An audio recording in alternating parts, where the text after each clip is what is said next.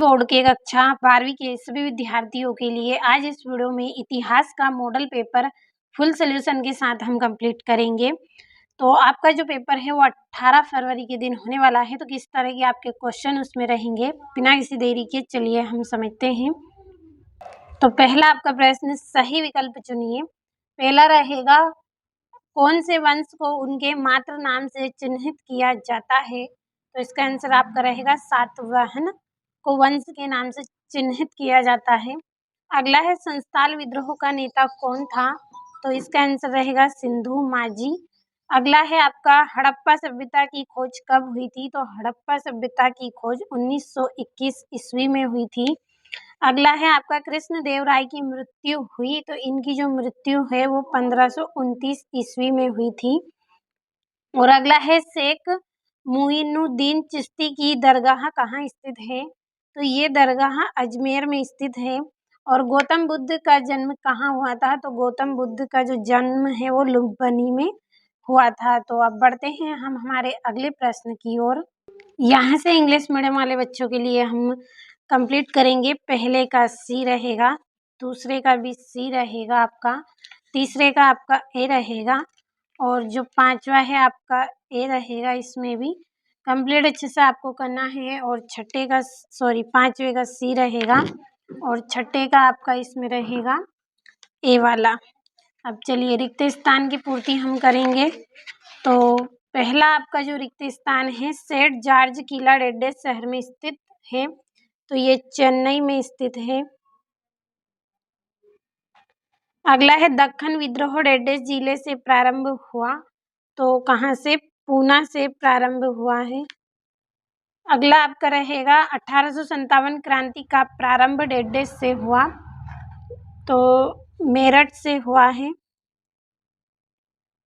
अगला है, Ibn Battuta का यात्रा वृत्तांत डेड्डे भाषा में लिखा गया है, तो ये अरबी भाषा में लिखा गया है, अरबी। अगला है, भारतीय पुरातत्व का जनक डेड्डे को कहा जाता है, तो अलेक्जेंडर कनिंघम को कहा जाता है। तो हम यहाँ पे भर लेंगे अलेक्जेंडर कनिंघम। अगला है, सुल्तान जहां बेगम डेड्डे की शासिका थी, तो इसका आंसर आपका रहेगा भोपाल। ये हो गए हैं रिक्त स्थान। यहाँ से इंग्लिश मीडियम वाले बच्चे आप भी इनको अच्छे से कंप्लीट ज़रूर करें। अब चलिए अगला जो आपका प्रश्न है उसमें सत्य लिखिए। पहला है, संविधान सभा में उद्देश्य प्रस्ताव जवाहरलाल नेहरू ने प्रस्तुत किया, तो ये आपका एकदम यहाँ पे सत्य रहेगा। दूसरा है, प्रयाग प्रस्ती की रचना हरिसेन ने की थी, तो ये भी आपका सत्य है।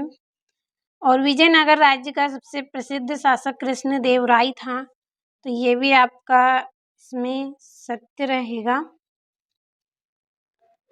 चौथा है, बौद्ध साहित्य में कई चैत्यों की चर्चा है, तो ये भी सत्य आपका रहेगा। और वीर शैव आंदोलन के जनक बांसबन्ना थे, तो ये भी आपका क्या है? सत्य रहेगा। और आपका छठा है, पहाड़िया लोगों की खेती मुख्यतः हल पर आश्रित थी, तो ये आपका असत्य रहेगा, क्योंकि वहाँ पे झूम खेती होती थी, तो वहाँ साफ सफाई के लिए वो किसका उपयोग करते थे? कुदाल का उपयोग करते थे, तो कुदाल के द्वारा। कंप्लीट अच्छे से करना है। अब यहाँ से इंग्लिश मीडियम वाले बच्चों के लिए टिक करेंगे। तो जो पहला है आपका ट्रू है, दूसरा ट्रू रहेगा, तीसरा, चौथा, पांचवा और छठा आपका इसमें फॉल्स रहेगा। बढ़ते हैं अगले प्रश्न की ओर। तो चौथे प्रश्न में सही जोड़ी लिखिए। पहली है वी.एम. सुथंकर, तो इसकी जोड़ी आपकी रहेगी महाभारत का आलोचनात्मक संस्करण, तो पहली जोड़ी। दूसरी है विशाल स्नागर, तो इसका रहेगा मोहन जोदड़ो। अगला है आपका वीर शैव परंपरा, तो इसकी जोड़ी रहेगी कर्नाटक। चौथी है आईन अकबरी, तो इसकी जोड़ी आपकी रहेगी अबुल फजल। अगला है आपका फ्रांस बर्नियर, तो फ्रांस बर्नियर की जोड़ी आपकी रहेगी चिकित्सक। और कौटिल्य, तो कौटिल्य की जोड़ी रहेगी आपकी अर्थशास्त्र। और अमरनायक की जोड़ी रहेगी आपकी सैनिक कमांडर। तो ये हो गई आपकी जोड़ियाँ। यहाँ से इंग्लिश मीडियम वाले बच्चों के लिए हम नंबर डालेंगे तो ये 7वीं जोड़ी है, 6ठी, दूसरी, तीसरी, पहली, चौथी और ये 5वीं। अब अगले प्रश्न में एक वाक्य के उत्तर हम भरेंगे। तो पहला आपका प्रश्न रहेगा, सांची की खोज कब हुई? तो सांची की खोज 1818 ईस्वी में हुई। अगला है, फतेहपुरी सीकरी का निर्माण किसने करवाया था? तो मुगल सम्राट अकबर ने करवाया था। तो जगह कम है इसलिए मैं यहाँ पे एरो लगा कर लिख रही हूँ ताकि आप समझ सके कि ये यहाँ पे इसका आंसर है मुगल सम्राट अकबर। अगला, ये गिलास फल एक दिन हमारे ही मुंह में आकर गिरेगा, यह कथन किसका है? तो यह कथन लॉर्ड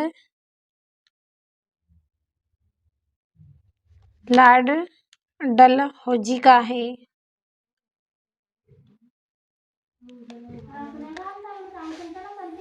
लॉर्ड डलहौजी का कथन है। अगला, सहायक संधि किसके द्वारा प्रारंभ की गई थी? तो ये लॉर्ड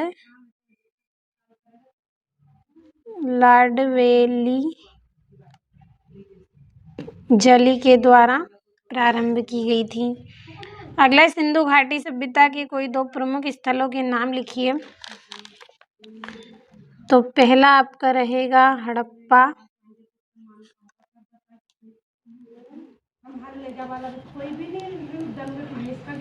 और मोहनजोदड़ो।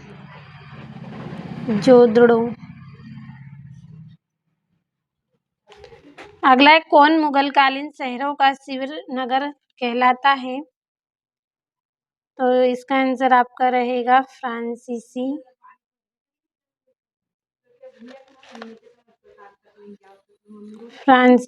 यात्री फ्रांसवा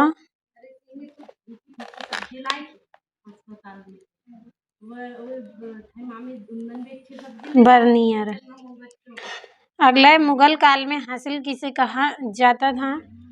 तो वास्तव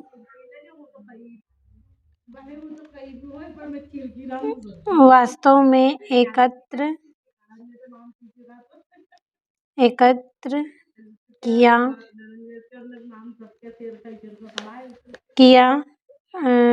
किया गया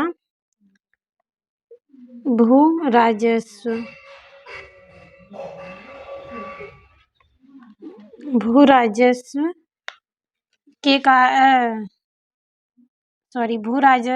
को क्या कहा जाता है? हासिल कहा जाता है। तो स्क्रीनशॉट के माध्यम से कंप्लीट करें। और यहाँ से इंग्लिश मीडियम वाले बच्चों के लिए भी मैंने भर दिया है।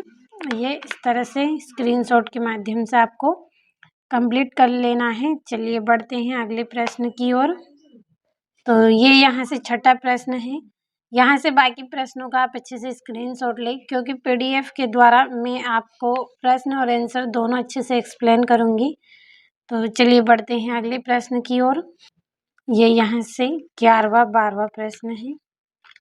ये आपका यहाँ से 13वां 14वां है और ये वाला आपका 15वां प्रश्न। यहाँ से ये आपका 16वां 17वां 18वां और ये आपका यहाँ से 20वां प्रश्न। ये आपका यहाँ से 21वां है। तो चलिए इसको थोड़ा सा हम बड़ा कर लेते हैं। तो ये यहाँ से 21वां है, 22वां और ये आपका 23वां। ये आपका यहाँ पे मानचित्र है।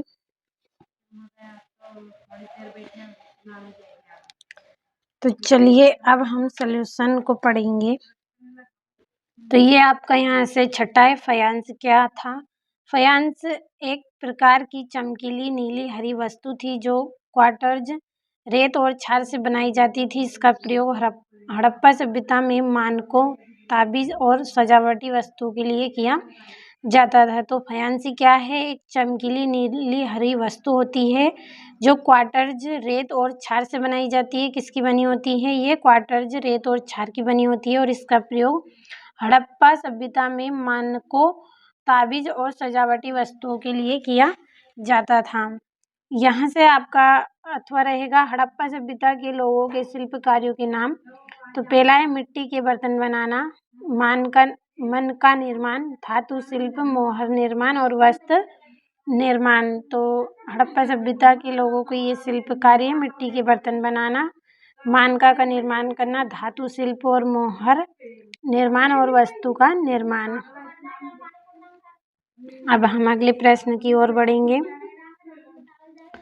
7वां है स्मृति ग्रंथों में वर्णित विभिन्न प्रकार के विवाह का वर्णन कीजिए। तो स्मृति ग्रंथों में महादेव, आर्ष, प्रजापत्य, गंधर्व, राक्षस और असुर जैसे विवाहों का वर्णन मिलता है। इसमें महादेव, आर्ष, प्रजापत्य, गंधर्व, राक्षस और असुर जैसे विवाहों का वर्णन देखने को मिलता है। तो जल्दी से स्क्रीनशॉट लेना है, साथ में इंग्लिश मीडियम वाले बच्चे आप भी कंप्लीट करें।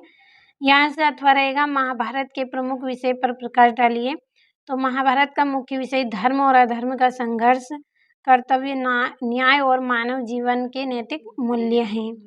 अब चलिए 8वां प्रश्न हम समझेंगे। इसमें महावीर जी की दो शिक्षाओं को लिखिए। तो महावीर जी की प्रमुख शिक्षाएं थी अहिंसा और सत्य का पालन। क्या था? अहिंसा और सत्य का पालन, ये इनकी शिक्षाएं थी। अगला आपका रहेगा इसमें अमरावती का स्तूप कहाँ स्थित है एवं इसकी खोज का श्रेय किसे दिया जाता है। तो अमरावती स्तूप आंध्र प्रदेश में स्थित है और इसकी खोज का श्रेय कॉलिन मैकेंजी को दिया जाता है। कहाँ पे स्थित है? आंध्र प्रदेश में स्थित है और कॉलिन मैकेंजी को इसका श्रेय दिया गया है। यहाँ से कंप्लीट करें। और फ्रांस बर्नियर कौन था? तो फ्रांस बर्नियर एक फ्रांसीसी यात्री और चिकित्सक था जिसने मुगल भारत का महत्वपूर्ण विवरण दिया। कौन था ये? एक फ्रांसीसी यात्री था, साथ में एक चिकित्सक था जिसने मुगल भारत पर एक महत्वपूर्ण विवरण इसने दिया। अगला आपका रहेगा हम्पी के भग्नावशेष कब और किसके द्वारा प्रकाश में लाए गए।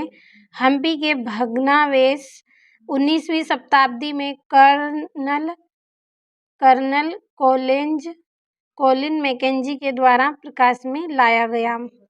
अगला आपका रहेगा इब्न बतूता के विषय में आप क्या जानते हैं। तो इब्न बतूता मोरक्को का प्रसिद्ध यात्री था जिसने भारत सहित कई देशों की यात्राएं की और अपनी यात्राओं का वर्णन किया। तो ये कौन था? एक प्रसिद्ध यात्री था जिसने भारत के कई देशों की यात्रा की और यात्राओं का वर्णन भी इसने किया। अगला है अमर नायक कौन थे। तो अमर नायक विजयनगर साम्राज्य में प्रांतीय शासक और सैनिक अधिकारी थे। तो कंप्लीट अच्छे से करते चलें। अब यहाँ से आपका जो 11वां प्रश्न है, मुगल काल में जमा और हासिल क्या थी। तो मुगल कालीन भू राजस्व व्यवस्था में जमा और हासिल दो महत्वपूर्ण शब्द थे। जमा उस कुल भूमि राजस्व को कहा जाता था जिसे सरकार अनुमान के आधार पर निश्चित करती थी, जबकि हासिल वह वास्तविक राशि थी जो किसानों से वसूल कर राजकोष में जमा की जाती थी। क्या है? एक बार फिर से समझ लीजिए कि जमा कुल भूमि राजस्व को कहा जाता था जिसे सरकार अनुमान के आधार पर निश्चित करती थी, जबकि हासिल वह वास्तविक राशि है जो किसानों से वसूल कर राजकोष में जमा की जाती थी। अगला है कृषि समाज में महिलाओं की स्थिति का वर्णन कीजिए। तो कृषि समाज में महिलाओं की भूमिका अत्यंत महत्वपूर्ण थी। वे खेती के कार्यों जैसे बीज बोना, कटाई और पशुपालन में भाग लेती थी।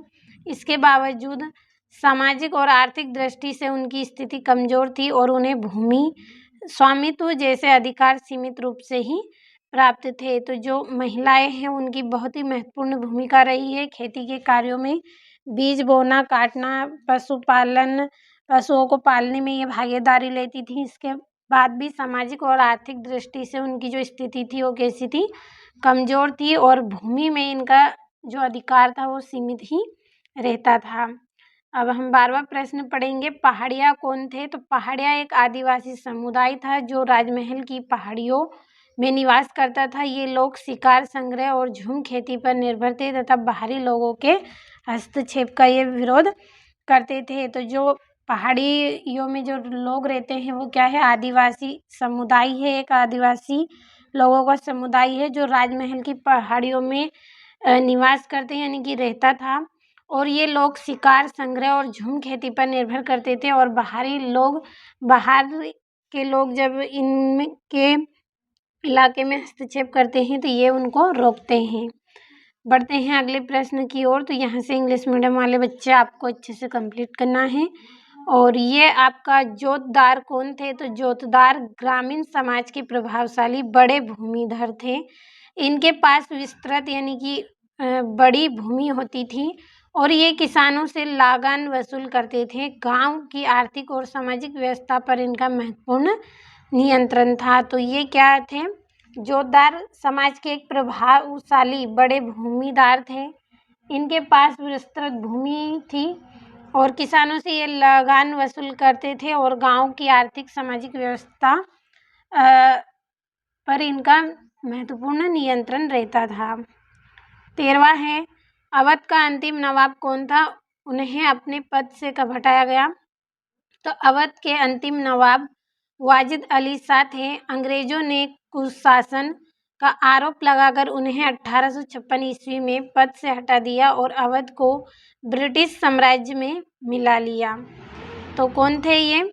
ये अंतिम नवाब वाजिद अली शाह थे जिन्होंने अंग्रेजों ने कुशासन का आरोप लगाकर उन्हें 1856 ईस्वी में पद से हटाया था और अवध को ब्रिटिश साम्राज्य में मिलाया। अगला है आपका यहाँ से, मौलवी अहमदुल्ला शाह को डंका शाह क्यों कहा जाता था? तो मौलवी अहमदुल्ला शाह 1857 के विद्रोह के प्रमुख नेताओं में से एक थे। वे डंका बजाकर जनता को एकत्र करते थे और अंग्रेजों के विरुद्ध संघर्ष के लिए प्रेरित करते थे। इसी कारण उन्हें डंका शाह कहा जाता है। तो ये कौन थे? ये अहमदुल्ला शाह 1857 के विद्रोह के प्रमुख नेता में से एक नेता थे जो क्या करते थे? डंका बजाकर जनता को एकत्रित करते थे और अंग्रेजों के विरुद्ध संघर्ष के लिए प्रेरित करते थे। इसी कारण उनको डंका शाह कहा जाता है। ये यहाँ से इंग्लिश में है। अगला आपका प्रश्न है, संविधान सभा के 6 प्रमुख सदस्यों के नाम लिखिए। तो आपका पहला सदस्य रहेगा डॉक्टर राजेंद्र प्रसाद, दूसरा है डॉक्टर भीमराव अंबेडकर, तीसरा है जवाहरलाल नेहरू, चौथा है सरदार वल्लभ भाई पटेल, पांचवा है मौलाना अब्दुल कलाम आजाद और छठा है राजकुमारी अमृत कौर। ये 6 सदस्यों के नाम हो गए हैं। यहाँ से कंप्लीट आपको करना है। अब हमारा अगला जो प्रश्न है, हंसा मेहता ने महिलाओं के लिए किन अधिकार की मांग की है? तो हंसा मेहता ने महिलाओं के लिए मत अधिकार, समान नागरिक अधिकार की मांग की है और ताकि महिलाओं को समाज में पुरुषों के समान स्थान मिल सके, इसलिए इन्होंने ये मांग की है। आपका 15वां प्रश्न है, यहाँ से रहेगा, संविधान प्रारूप समिति का गठन कब किया था? इसके अध्यक्ष कौन थे? तो संविधान प्रारूप समिति का गठन 29 अगस्त 1947 को किया गया था। इसके अध्यक्ष डॉक्टर भीमराव अंबेडकर थे जिन्होंने भारतीय संविधान के निर्माण में महत्वपूर्ण भूमिका निभाई थी। अगला प्रश्न हम इसका अथवा पढ़ेंगे, वयस्क मताधिकार पर आधारित लोकतंत्र को स्पष्ट कीजिए। तो वयस्क मताधिकार पर आधारित लोकतंत्र पहला है 18 वर्ष या उससे अधिक आयु का प्रत्येक नागरिक, दूसरा बिना किसी जाति, धर्म, लिंग या संपत्ति के भेदभाव के और मतदान का अधिकार रखता है। तो जो वयस्क मताधिकार पर आधारित लोकतंत्र है वो किस तरह का है कि 18 वर्ष या उससे अधिक उसकी उम्र होनी चाहिए, साथ में वह नागरिक हो, बिना किसी जाति, धर्म का भेद उसके साथ नहीं होना चाहिए और मतदान का अधिकार वहाँ रखता हो। अब अगला आपका 16वां रहेगा, हड़प्पा सभ्यता की नगर निर्माण योजना की कोई 5 विशेषता लिखिए। तो हड़प्पा सभ्यता की नगर निर्माण योजना अत्यंत विकसित और वैज्ञानिक थी। इसकी प्रमुख विशेषता इस प्रकार थी। पहला है, नागरिकों को आयताकार ग्रिड पद्धति में बसाया गया था। दूसरा, शहर 2 भागों में उच्च नगर और निम्न नगर में विभाजित थे। तीसरा, पक्की ईंटों से बने मजबूत मकान पाए जाते थे और नालियों की उच्चतम व्यवस्था थी जो ढकी हुई होती थी और प्रत्येक घर में स्नागर और जल निकास की व्यवस्था थी। तो ये आपके यहाँ पे 5 पॉइंट हो गए हैं। यहाँ से इंग्लिश मीडियम वाले बच्चे आप भी कंप्लीट इनको करें। अगला आपका प्रश्न रहेगा, हड़प्पा सभ्यता के विनाश के कारण का वर्णन कीजिए। तो हड़प्पा सभ्यता के पतन के पीछे अनेक कारण माने जाते हैं, लेकिन प्रमुख कारण थे। पहला, नदियों का मार्ग बदल जाना और बार बार बाढ़ आना। दूसरा, जलवायु परिवर्तन और वर्षा में कमी और कृषि और व्यापार का पतन और महामारी और स्वास्थ्य समस्याएं। और कुछ इतिहासकार आर्यों के आक्रमण को भी कारण मानते थे। तो नदियों का मार्ग बदला था जिससे क्या है, बाढ़ आती थी। जलवायु में परिवर्तन हुआ, जो वायु का जो मौसम है उसमें परिवर्तन हुआ तो वर्षा में कमी हो गई और कृषि और व्यापार का भी पतन हो गया और महामारी जैसी बीमारियां पैदा हुई जिससे समस्याएं उत्पन्न हुई। और कुछ इतिहासकार आर्यों के आक्रमण से भी कारण मानते हैं। अब यहाँ से ये इंग्लिश मीडियम वाले बच्चे आप इनको अच्छे से कंप्लीट करें। 17वां आपका रहेगा, भारतीय संस्कृति को बौद्ध धर्म की क्या देन है, स्पष्ट कीजिए। तो बौद्ध धर्म ने भारतीय संस्कृति को गहराई से प्रभावित किया। इसने अहिंसा, करुणा और नैतिकता का संदेश दिया। बौद्ध विहार, स्तूप और चैत्य स्थापत्य कला के उत्कृष्ट उदाहरण हैं और पाली भाषा और जातक कथाओं ने साहित्य को समृद्ध किया। बौद्ध धर्म ने सामाजिक समानता और मानवता पर बल दिया है। तो अच्छे से आप 1-2 बार इसको पढ़ेंगे तो कंप्लीट आप अच्छे से कर लेंगे। बढ़ते हैं अगले प्रश्न की ओर। तो यहाँ से अमरावती स्तूप क्यों नष्ट हो गया। तो अमरावती स्फूर्त का विनाश मुख्यतः मानव गतिविधियों के कारण हुआ। ब्रिटिश काल में इसके पत्थरों का उपयोग निर्माण कार्यों में किया गया। इसके शिलाखंडों को संग्रहालयों में भेज दिया गया और संरक्षण अभाव में यह ऐतिहासिक धरोहर नष्ट होती चली गई। तो क्या हुआ, मानव गतिविधियों के कारण यह नष्ट हुआ है। इसके जो पत्थर है इसका उपयोग निर्माण कार्यों में किया गया। इसके जो शिलाखंड थे उनको संग्रहालय में भेज दिया गया और संरक्षण यानी कि सुरक्षा ना मिलने की स्थिति में यह जो धरोहर है वो क्या हो गई, नष्ट हो गई। यहाँ से इंग्लिश मीडियम वाले बच्चे आप इनको कंप्लीट करें। अब बढ़ते हैं अगले प्रश्न की ओर। तो यहाँ से 18वां है आपका, विजयनगर की जल संरचना प्रणाली का वर्णन कीजिए। तो विजयनगर की जल संरचना प्रणाली अत्यंत उन्नत थी। तुंगभद्रा नदी से जल नहरों द्वारा नगर तक पहुंचाया जाता था। बड़े बड़े बांध, जलाशय और टैंक बनाए गए थे। कृषि, पेयजल और नगर व्यवस्था के लिए जल की सुनियोजित उपयोग किया जाता था। तो विजयनगर की जो जल संरचना प्रणाली है वो बहुत ही उन्नत थी। इसमें क्या है, नदियों से जल नहरों तक पहुंचाया गया, गांव में पहुंचाया गया, बड़े बड़े बांध बनवाए गए और जलाशय और टैंक बनवाए गए ताकि कृषि और पेयजल और नगर में व्यवस्था के लिए जल की सुनिश्चित उपयोग किया जा सके। तो अच्छे से आप 1-2 बार पढ़ेंगे तो अच्छे से कंप्लीट इसको कर लेंगे। यहाँ से है, राजा कृष्णदेव राय की उपलब्धियों की विस्तृत विवेचना कीजिए। तो राजा कृष्णदेव राय विजयनगर साम्राज्य के महान शासक थे। इन्होंने सैन्य अभियानों द्वारा समाज का विस्तार किया, प्रशासन को सुदृढ़ बनाया और कृषि को बढ़ावा दिया और वे कला, साहित्य और धर्म के महान संरक्षक थे। उनके शासनकाल को विजयनगर का स्वर्ण युग माना जाता था। तो जो राजा कृष्णदेव राय है ये क्या है, विजयनगर के महान शासक थे। इन्होंने सैन्य अभियानों द्वारा साम्राज्य का क्या है, विस्तार किया। इन्होंने प्रशासन को सुदृढ़ बनाया, कृषि को बढ़ावा दिया और कला, साहित्य और धर्म के महान संरक्षक थे ये। और इन्होंने शासन काल को विजयनगर का स्वर्ण युग बनाया। तो चलिए अब यहाँ से आपका अगला है, सहायक संधि व्यवस्था के अंतर्गत अवध के नवाब पर कौन सी शर्तें लगाई गई। तो सहायक संधि के अंतर्गत अवध के नवाब पर निम्न शर्तें लगाई गई। पहला, अंग्रेजी सेना को अपने राज्य में रखना। दूसरा, सेना का खर्च नवाब द्वारा वहन करना।